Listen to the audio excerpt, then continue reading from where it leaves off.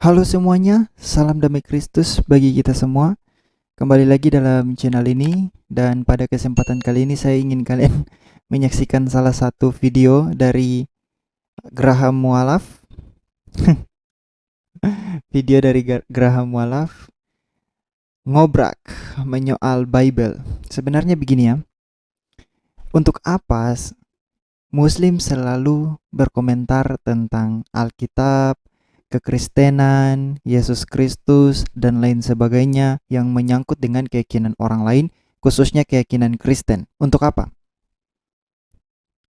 Untuk apa coba?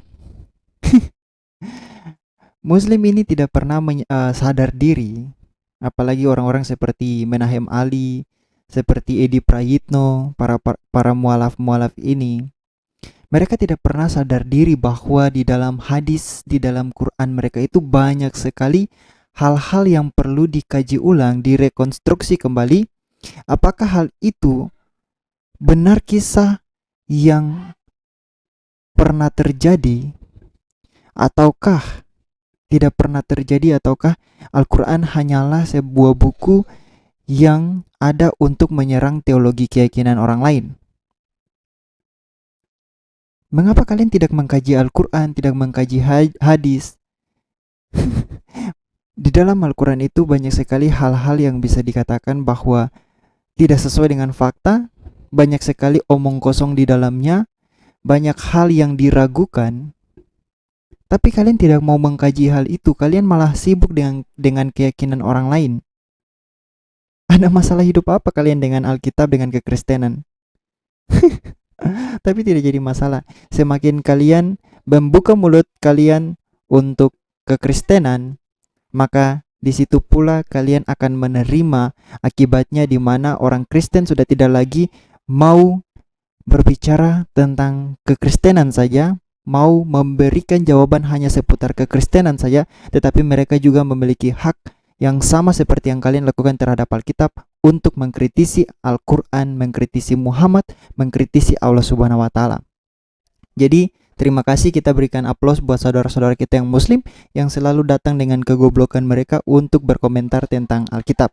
Karena disitulah kesempatan kita, orang-orang Kristen, untuk memberitakan Injil. Terima kasih Muslim, well done, well done. Kalian membuat semuanya menjadi gampang, menjadi sangat-sangat gampang bagi kami. Oke, kali ini kita akan melihat para ngibulers berkumpul di salah satu rumah. Kayaknya ini sih rumah Profesor Menahem Ali, seorang profesor yang dungu.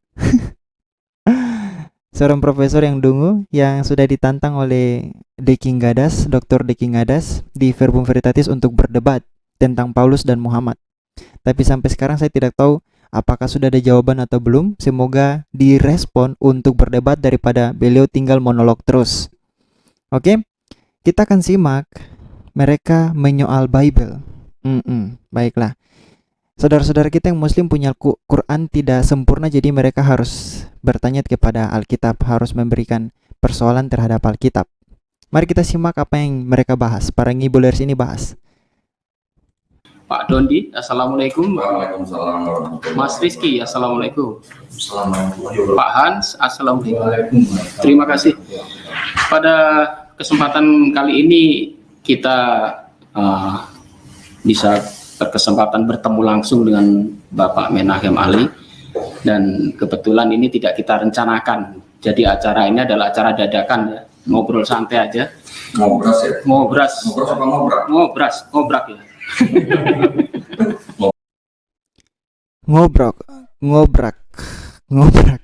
Ngobrol bareng akademisi. Akademisi sebelah mananya? Bagian mana yang akademisi? Lanjut. Ngobrol akademis katanya. Ngobrol akademis, ngobrak. Jadi kalau ngobrol tidak direkam tuh nggak afdol. Ngobrol soalnya apa yang diucapkan Pak Ali ini ilmu semua. Kalau keluar sia-sia eman. Jadi kita, apa yang diucapkan Pak Ali itu ilmu semua. Jadi kalau yang keluar itu sia-sia. Yang diucapkan Pak Ali itu adalah ilmu hitam. Itu ilmu hitam. Yang sebenarnya tahu kebenaran tetapi memutarbalikan fakta. Itulah ilmu hitam. Itulah ilmu yang diucapkan oleh Menahem Ali. Tahu kebenaran tapi menyembunyikan kebenaran itu. Jadi yang keluar memang sia-sia, bukan ilmu yang keluar itu disia-siakan, tidak.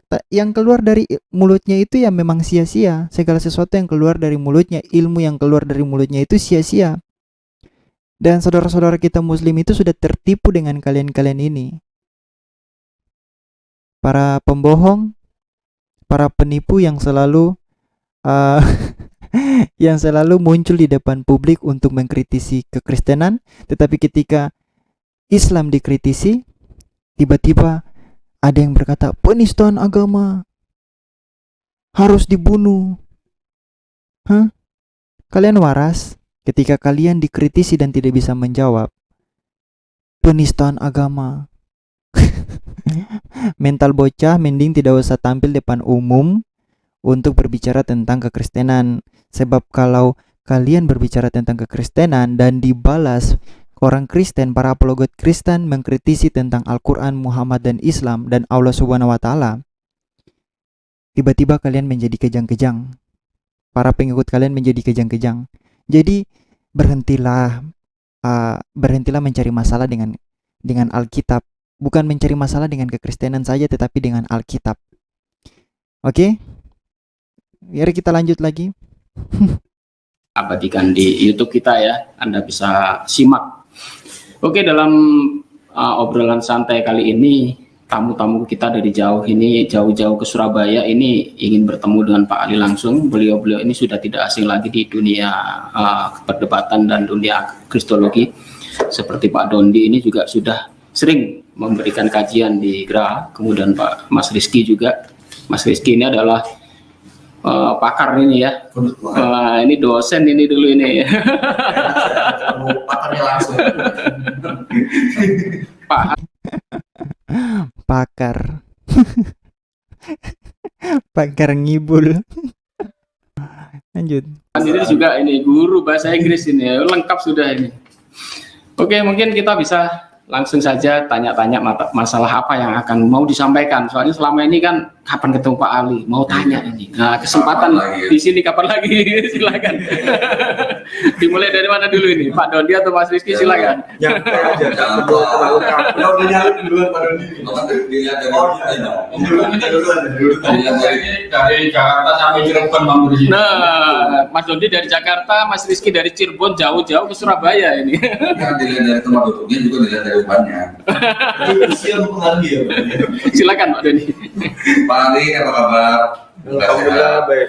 Ya. Senang sekali kita bisa bertamu ke rumah Pak Menahem Ali. Rasanya dari dulu tuh saya pengen sekali gitu ketemu Pak Menahem Ali gitu. Dari setiap kajian Pak Menahem Ali itu selalu meninggalkan sesuatu yang nempel terus di otak gitu Pak Ali. Terpatri semua. Nggak tahu cara gaya ngomongnya tuh apanya gitu, nggak ngerti gitu. Pokoknya nempel aja gitu Pak. Sabar, sebentar. Kita ulang sekali lagi apa yang Bapak ini katakan. Sebentar ya. Sesuatu yang nempel terus di otak gitu Pak Ali. Terpatri semua. Nggak tahu cara gaya ngomongnya tuh apanya gitu, nggak ngerti gitu. Pokoknya nempel aja gitu Pak. Maksudnya yang diomongin itu nggak tahu artinya, tapi nempel begitu saja.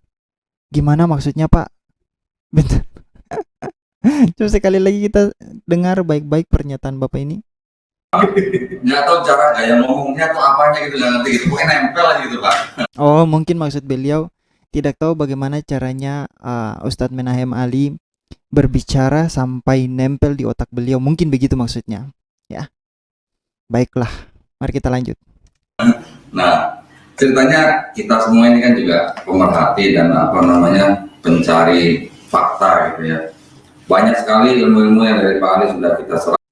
Sebentar, kalian pemerhati dan mencari fakta. Oke.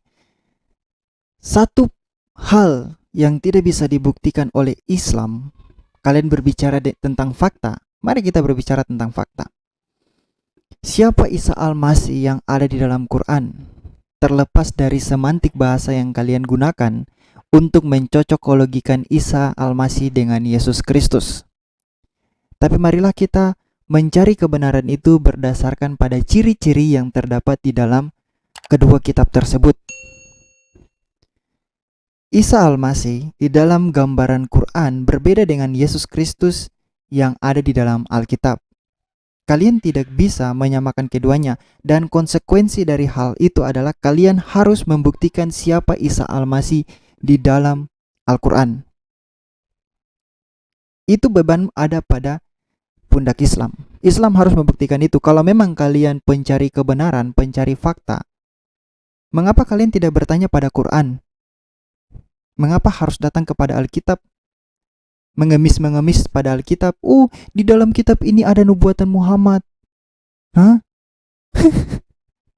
Datang mengemis kepada Alkitab, tapi dengan mulut yang sama kalian menuduh, memfitnah Alkitab. Mengatakan bahwa Yesus Kristus, mengatakan bahwa Isa Al-Masih adalah Yesus Kristus yang di dalam Alkitab, tapi dengan mulut yang sama kalian menghujat Yesus Kristus. Apakah itu pencari kebenaran? Apakah itu pencari fakta? Kalian itu pembual, kalian itu tukang ngibul, kalian itu munafik. Ya, saya bisa katakan hal demikian karena omongan kalian tidak sesuai dengan apa yang kalian lakukan. Jadi kalian mau menyatakan diri bahwa kalian adalah pencari kebenaran, pencari fakta. Isa Al-Masih itu dongeng loh. Dan itu bukan dikatakan oleh orang Kristen saja, tapi juga dikatakan oleh Muslim. Kalau kalian pernah membaca buku Mr. Kalafula, buku dari Tuan Muhammad Kalafula yang berjudul Al-Quran Bukan Kitab Sejarah, kalian akan menemukan di dalam buku itu riset yang sangat-sangat dapat dipertanggungjawabkan. Dan juga sangat-sangat menampar Quran, Islam, dan Allah Subhanahu wa Ta'ala. Tentang kisah-kisah yang ada di dalam Quran bukanlah kisah-kisah yang bisa dibuktikan secara historis, secara sejarah. Kalian bisa baca buku dari Muhammad Kalafula, dan juga kalian bisa baca tentang buku dari saya lupa, salah satu buku yaitu The Muslim Jesus. Kalian boleh membaca buku itu juga. Quran itu tidak sesuai dengan fakta sejarah. Quran itu adalah kitab yang mengeluarkan kebohongan yang memfitnah keyakinan orang lain. Lalu kalian mengatakan bahwa kalian pencari kebenaran tapi masih percaya kepada Quran. Bagus. Mulut yang lain berkata manis, mulut yang lain mengeluarkan kepahitan. Begitulah Muslim, begitulah para apologet Muslim. Mari kita lanjut. Yang sudah kita pelajari, cuman mungkin kami bisa bertemu langsung di sini, ini sudah merupakan suatu bagian besar buat kami. Nah, pengen sekali saya ingin mendapatkan keterangan keterangan klarifikasi itu. Saya ingat Pak Ali dulu pernah membawakan seminar di Malaysia mengenai kata Allah yang sepadan dengan kata Yod-Heh-Vav-He. Bisa dijelaskan dikit nggak Pak? Kira-kira itu sepadannya itu dari sisi mana gitu Pak? Sepadan berkaitan dengan dua kata suci itu. Iya. Dari Yod-Heh-Vav-He menjadi kata Allah. Saya ingat dulu Pak Ali, mengatakan bahwa kata Allah itu bukan asli dari bahasa Arab, tapi dari kata di luar bahasa Arab yang diarahkan. Ingat saya gitu ya. Silakan Pak Ali. Ya, kalau kita lihat dari sisi linguistik terutama, kita belum masuk ke aspek teologis, aspek kebahasaan, aspek linguistik. Sebentar, Ustadz Menahem Ali ini terlalu banyak memutar-mutar soal. Permasalahan dari Muslim adalah apakah Allah itu sama dengan Yahweh. Terlepas dari semantik bahasa itu sudah isu yang sudah dijawab dan sudah basi, istilahnya begitu, isu yang sudah basi. Yahweh dengan Allah itu berbeda. Mau digabungkan dari segi apapun itu berbeda, jauh berbeda. Jadi Yahweh bukan Allah, Allah bukan Yahweh. Nah, kita tinggalkan semantik bahasa, kita kembali kepada ciri-ciri yang diberikan oleh Quran dengan yang diberikan oleh Alkitab tentang Yahweh. Quran memberikan ciri-ciri tentang Allah berbeda dengan Alkitab memberikan ciri-ciri tentang Yahweh. Terlepas dari kedua nama ini, semantik bahasanya itu sama atau tidak, terlepas dari itu. Jadi Allah bukan Yahweh, Yahweh bukan Allah. Tidak perlulah berpropaganda untuk berusaha menyamakan Yahweh dan Allah, karena sampai kapanpun kedua pribadi ini adalah pribadi yang berbeda antara Yahweh dengan Allah. Tidak bisa disamakan dari semantik saja menjadi tolak ukur yang mutlak untuk menyatakan bahwa Yahweh adalah Allah, Allah adalah Yahweh. Tidak bisa seperti demikian. Kita tahu bahwa Menahem Ali ini ingin memberikan salah satu pandangan yang nantinya berakhir pada kesimpulan bahwa Yahweh itulah Allah atau sebaliknya. Tetapi saya katakan bahwa Yahweh dan Allah itu tidak sama. Kalian mau membuat semantik bahasa seperti apapun, tapi kalau kalian membaca ciri-cirinya berbeda, maka itu berbeda. Bukan dua pribadi yang sama. Dan nanti kita akan lihat salah satu Muslim, salah satu apologet Muslim sendiri yang akan mengakui hal ini. Oke, jadi mari kita simak lagi dulu lebih lanjut apa yang ingin beliau katakan tentang semantik ini.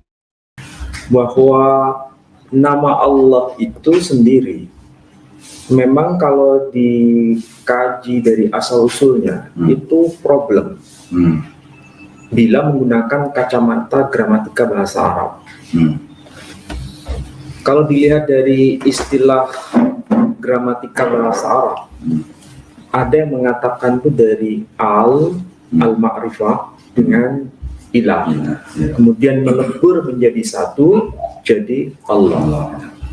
Logikanya, kalau itu merupakan evolusi, bahwa nama Allah evolusi dari al-ilah, maka itu merupakan bentuk perkembangan yang bisa dilacak akarnya. Oke, terlalu banyak berbicara, tidak to the point. Terlalu banyak berbicara, tidak to the point. Tadi pertanyaannya adalah dia mengkaji bahwa kata Allah dan Yahweh itu sepadan. Tapi isu itu sudah basi, isu itu sebenarnya tidak perlu lagi diangkat, tapi karena orang-orang ini para ngibul, orang tukang ngibul, jadi mereka harus membuat propaganda yang meyakinkan. Tapi itu tidak meyakinkan bagi umat Kristen. Karena kita sudah, umat Kristen punya pemikiran itu sudah bukan satu langkah, tetapi beribu-ribu langkah lebih maju dibandingkan Muslim. Ketika Muslim masih bertahan dengan bagaimana mengaitkan, bagaimana mencari tahu semantik bahasa untuk menyatakan, untuk mencari tahu apakah Tuhan Islam dan Kristen itu sama. Tapi umat Kristen sudah 1000 langkah lebih jauh, di mana mereka bukan lagi menggunakan semantik bahasa, tetapi mereka menggunakan ciri-ciri yang ada di dalam Quran dengan yang ada di dalam Alkitab untuk menyatakan bahwa apakah sama Tuhan Yahweh dengan Tuhan Allah. Jadi kita sudah lihat kan bagaimana pola pikir Muslim. Muslim itu selalu keterbelakangan, pemikirannya selalu keterbelakangan. Sama seperti Ustadz Menahem Ali. Dan kita akan simak salah satu video yang dimana Muslim, salah seorang Muslim, para apologet Muslim ini akan mengakui bahwa Allah itu bukan Yahweh. Mari kita simak videonya. Ini video Speaker Corner debat Rahul versus an Islamic Sheikh. Oh, berarti ini seorang Sheikh. Yahweh is not Allah. Mari kita simak ya, akhirnya ngaku.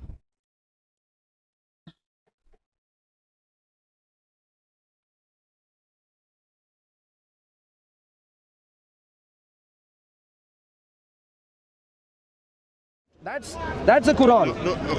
You can clarify once I finish. Yeah, the Islamic Allah of the Quran thinks you can get back to the husband, the first husband. But let me read to you what Yahweh of the Bible thinks.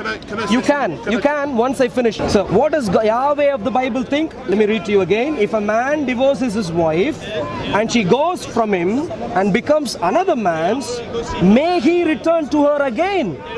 Rhetorically, he's asking, may he return to her again? Would not that land be greatly polluted? So Yahweh of the Bible thinks the moment you leave, you can't come back. It's a one-way street.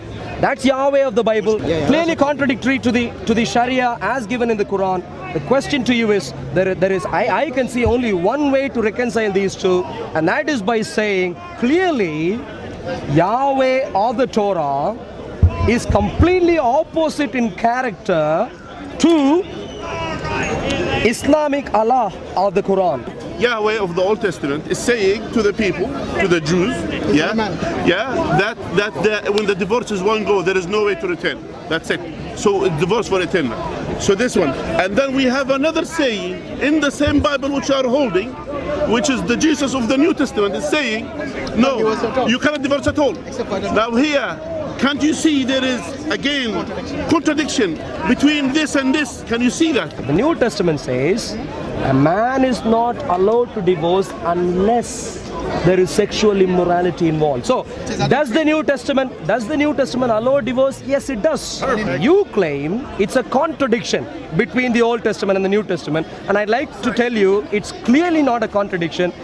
You have understood a meaning of contradiction incorrectly. This is the point. If you are allowed to be married to one person and then go marry some other person and then come back to the same person, what that would lead to is basically a disrespect for the institution of marriage.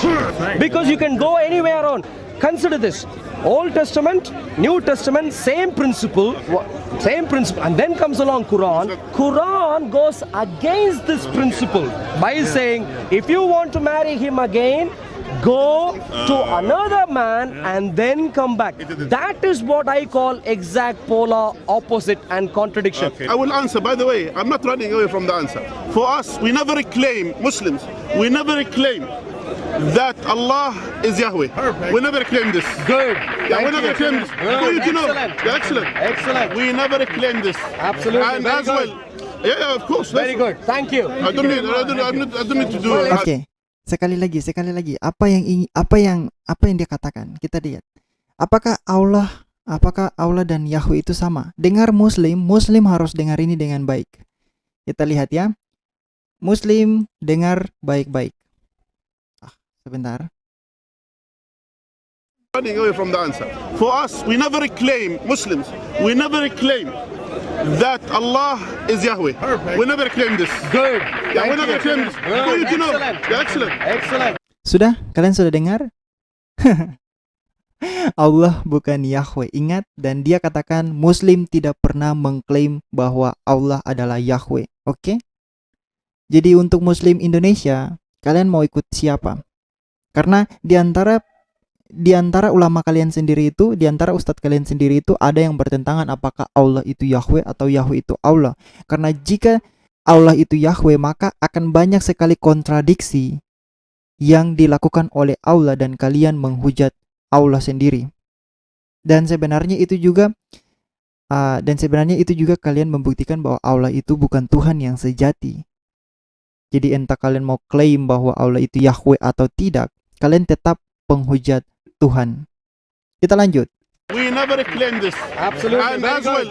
Yeah, of course. Very good. Thank you. I don't need to do Well, it. we are agreeing on that, so thank you. Allah mentioned to us in the Quran about His name, and He named Himself Tabaraka wa Ta'ala as Allah, and He named Himself as well revealed on the tongue of the Prophet sallallahu alaihi wasallam, on the Quran or on the tongue of the Prophet sallallahu alaihi wasallam. Allah has 99 names of the ones we are aware of nowadays.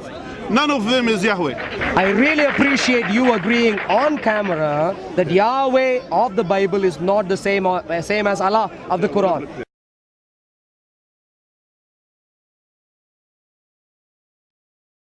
Pikirkan implikasi dari klaim Allah bukan Yahweh. Tidakkah klaim ini benar? Jika benar, adalah self-defeating claim bagi Islam? Jadi Muslim, kalian itu sangat-sangat dilematis dengan keyakinan kalian, dan saya harap kalian bisa berpikir dengan jernih, berpikir lebih maju dibandingkan dengan orang-orang yang tadi, dibandingkan dengan mereka ini dalam berpikir tentang sesuatu. Mereka ini berpikir masih di belakang Muslim. Saudara-saudaraku Muslim, mereka ini berpikir masih di belakang, tetapi berusahalah untuk berpikir paling tidak 2-3 langkah ke depan, 2-3 langkah ke depan, lebih jauh daripada apa yang mereka pikirkan sekarang, apa yang orang-orang ini pikirkan sekarang. Itu saja video dari saya, dan Tuhan Yesus memberkati kalian semua. Kita jumpa di video berikutnya.